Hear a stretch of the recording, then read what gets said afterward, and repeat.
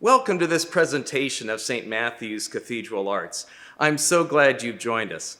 I'm Father Rob Price, the Dean of the Cathedral. In the Christian tradition, we believe that God poured out the creation not as an act of necessity because he had to, but as an act of love, of sheer delight. And therefore that the created order itself bears the marks of beauty and the glory of God's love for all of us. Artists, therefore, as they strive to create works of beauty in various media, strive to capture and to reflect that same beauty, that same glory of God's love for all of us. Therefore, St. Matthew's Cathedral Arts is proud and honored to host artists and their work as a reflection of God's glory into this wider community of Dallas. Also, as a cathedral, we follow in tradition of being at the center of city life, a gathering place for all people where art and learning and community happen in the midst of a shared space dedicated to the glory of the God who loves us all. Therefore, again, St. Matthew's Cathedral Arts cherishes its vocation to present these gifts of beauty, these gifts of art, to our community, and we welcome all people to be amongst us. I especially invite you to join us for worship on a Sunday or some other time of gathered community to share in that love that we know in Jesus and the God who created all things. And we hope that you will enjoy this offering of art and of beauty and find God's love reflected back to you in it. Coming up, we have an interview that will be conducted by our artist in residence, Mary Dibburn, with our featured pianist in today's presentation, Mikhail Britsnev. Behind me is the art presented by Margot Lee Miller, who is our featured artist in today's program. I hope you'll check the program notes to find out more information about her work and her gifts in acrylic art.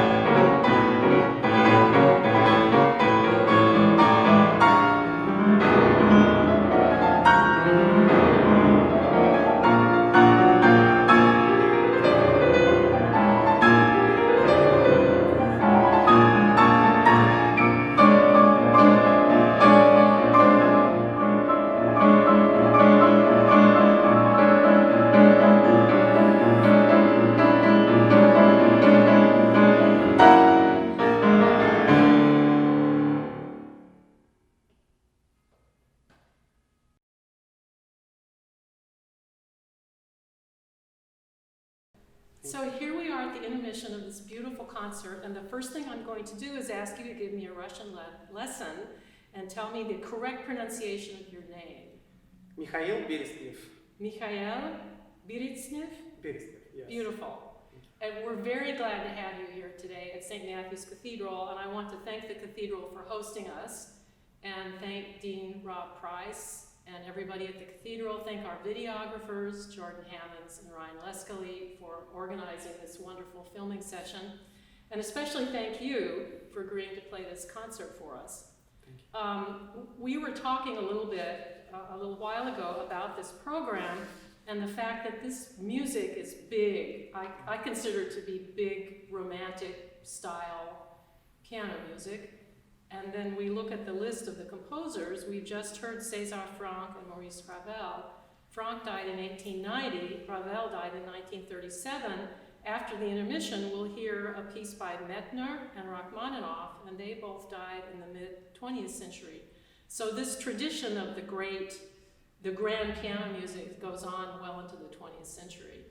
And the first thing I wanted to ask you was how you see yourself as part of this Russian, technical, emotional, great tradition of big, expansive piano music.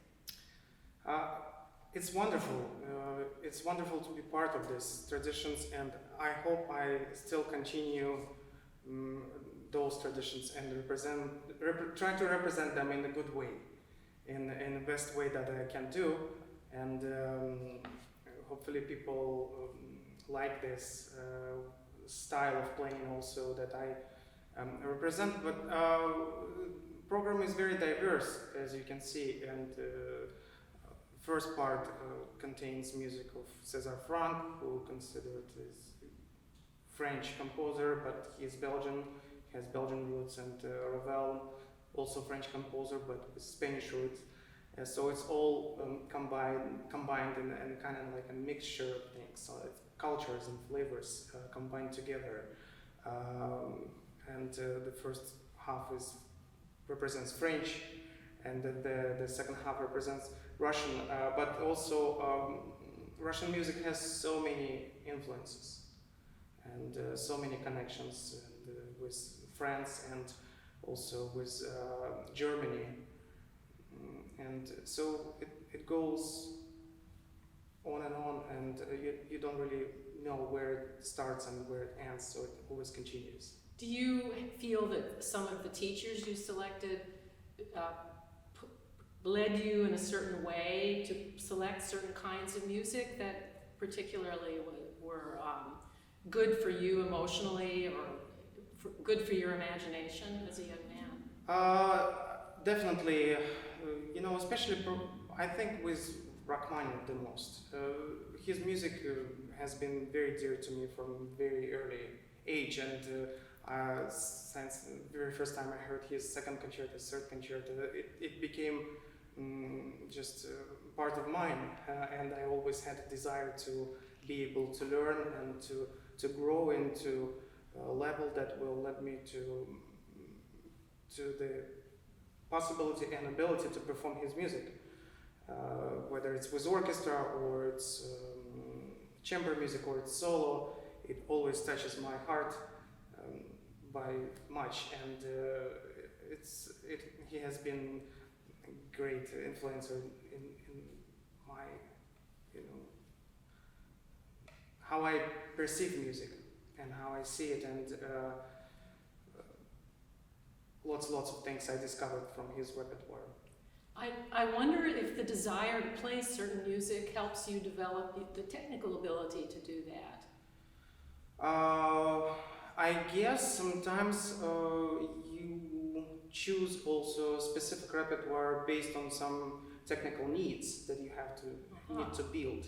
And for instance, in the Gnesin Academy where I studied, we had specific requirements throughout our course of study, where we had to present works by Bach or Mendelssohn, or we had to play classical, the music from the classical period like Haydn, Mozart, or Beethoven. Those were requirements, and of course aside we had our free choice repertoire, and oftentimes professor would just make his or her own list of choices and pieces that he or she wants to put together for their studio recital, and that gives also flexibility, but at the same time you're part of a great learning process. Yes, and have you taught as well? Are you? I never taught at the institution. I was never hired by any institution as a teacher, but I just had a very good time of getting together with some of my friends and going through some of music, for instance, like variations on theme by Corelli. I remember that a couple of years ago with my very good colleague from, he's originally from Russia, but we met here in Dallas, and I kind of taught him how to, I was trying to give him advices on how to do this and that and the variations, and that also helped me a lot, and I guess probably even improved my playing of that piece. The one thing I found fascinating, I listened to another interview that you gave, or no, it wasn't an interview, it was actually a presentation in Fort Worth, and you said something that struck me, that you said, I'm not going to talk about the biographical elements of the composers because you can get that on Wikipedia. What I want to talk about is the emotional content of this music. And then you gave some descriptions of how the music is a Haydn sonata and this Medner that you were going to hear you play after the intermission. You gave a description of that, and I thought, yes, that's very true, because reciting a list of biographical facts doesn't tell us anything about the... We can love and hear the music without knowing a thing about the composer. Yes. So I just wanted to ask you, since you have such a definite emotional connection that I really feel when I hear you play, I just wanted to ask you in these first two pieces that we just heard, what's your feeling of the characters or the emotion that they evoke in you, these Franck and these two Ravel pieces? Franck, it's... I cannot compare this to Rachmaninoff because these are two different worlds, of course, but Franck is one of my also very dear composers that I admire. And with Franck, to me, it's always a combination of spirituality and passion. And also the passion that put into a specific type of structure that very well organized also. For instance, with this piece that has fugue, it's a specific type of music that has its rules, and Franck follows them just perfectly, and I think the structure of this piece is just incredible. Or for instance, if we speak about his sonata for violin and piano, this is it's a pearl, yeah. It's one of the most outstanding works from chamber music literature. How did that happen? I don't know. What was the inspiration for him? But apparently it was something that what's called transcendental. Yes. Yes. So I feel in Franck that it based on such a spiritual mood that he puts into his music, but also so passionate, and that combination just, it's like fire and water that go together at the same time, Yes, Probably. And then I don't know the world of Maurice Ravel is quite different. Oh yeah, because this music is programmatic, or what's called program music. Yeah, it helped actually me a lot when I read about Laval's, what was originally happening with this piece and how it started to made, yeah, and what it was originally for. It helped me a lot, and the fact that Diaghilev, a famous Russian impresario, commissioned this piece for the ballet production. Well, of course, we have to understand, first of all, Laval's, it's a dance. the dance that is in 3, the dance that is in the ballroom, the dance that is for maybe aristocracy of Austro-Hungarian Empire, you know, and all this things, little things that they put together a picture. But Ravel really took it out of the ballroom, didn't he? As we've just heard, it's an astonishing piece with the variants and the surprises. You said to me the other day, there's a lot of surprises. Oh yeah, and I mean, the title also was changed from, originally it was called Bien, this thing, and then it got changed to La Valse, and became one of the most outstanding orchestral pieces that were ever written. And when you play it, I'm hearing the orchestra. The way you play it, it's really exceptional. That's wonderful to hear, because that's the way I think about this piece as well. And of course, when you hear the orchestra playing it live, I have sometimes goosebumps. You know. I actually had goosebumps when I just heard you play Thank it. you. So what we're going to hear next is the improvisation by Metner, who's a composer I really don't know, and the variations on a theme of Corelli, this magnificent piece by Rachmaninoff. And it strikes me that you seem to like the variation format. I do. You don't you? It's I do, because you choose these, and each variation seems to have its own set of characters. I feel almost as if I'm going to see some characters run out onto the stage when you're playing these. So this seems to be a format that stimulates your imagination. Probably. I played a few variations, not just by Rachmaninoff, but also by Beethoven and some other big, I cannot right now. But yes, this is the structure that I really like. It's very hard actually to play variations. They have, each one has to be so unique. But I think that's what also was developed in me as a pianist and as a listener, kind of, you know, to pay attention to those little details and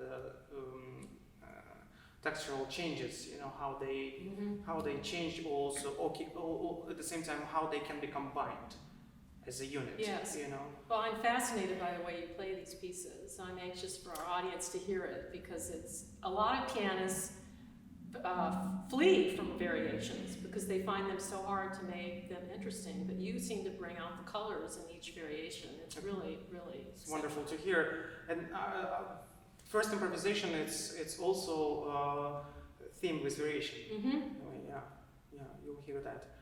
And Metner and Rachmaninoff, they both of them, they lived at the same time. Metner died a few years later. But Rachmaninoff supported Metner's music by presenting his works to the audience, because it was not very often played and often heard in the Western European part of the world. So he was Metner's supporter in that regard. So that's a wonderful connection between these two composers. So we're about to end this intermission feature, and we will return to the stage and hear these pieces by Metner and Rachmaninoff. But before we end this interview, I'd like for you to explain to people where else they can hear you, because I'm sure you have other performances coming up. There are a few performances scheduled for during this springtime, winter, spring. And the first one, I think, is with members of the Dallas Opera Orchestra, Danny Goldman and Grace Wallet, and together we have a trio that's known as the Make Trio. And we will present a performance with Ballet North Texas in February at the Moody Performance Hall, playing some music. I don't know which music exactly yet we are going to present, but something. Great. And that's called Make, the trio. It's called M-A-K-E? Yes, the Make Trio. The Make Trio. It's our second year together. We started in July 2019, where we had concert for basically Beethoven. Oh yes. Festival. And I think, didn't you record something for the Dallas Opera? We Dallas just Opera, recorded channel. episode that hopefully will be in air soon. Great. Presenting our group and also in collaboration with Dallas-based composer Quinn Mason. And hopefully there will be more. We shall see. And as a soloist, this year I'm happy that there's a collaboration between me and Maestro Hector Guzman, with whom I already played in October. We played Rachmaninoff, Rhapsody on the Theme by Paganini in Urban Symphony was the orchestra, and in March we have Pianist Symphony Orchestra with Mozart Concerto in C major, playing at the Eisman Center. So hopefully That's wonderful. So those are dates to retain. And before we finish, we would like to thank Margot Lee Miller for her wonderful artworks, some of which you see in the background here. And she selected these artworks especially to go with your recital. So during this recital, you will see selections of various combinations of her artworks, which you have then decided go with the particular pieces of music. Thank you for allowing me doing that. Thanks. Yeah, so we're very happy to collaborate with her on this because these are beautiful works. Thank you so much. Thank you This so has been a much. pleasure. Thank you for having me, and would like to thank recording crew and all supporters of St. Matthew's Cathedral and this wonderful recital series, and wish you wonderful season. Thank you so much. Thank you.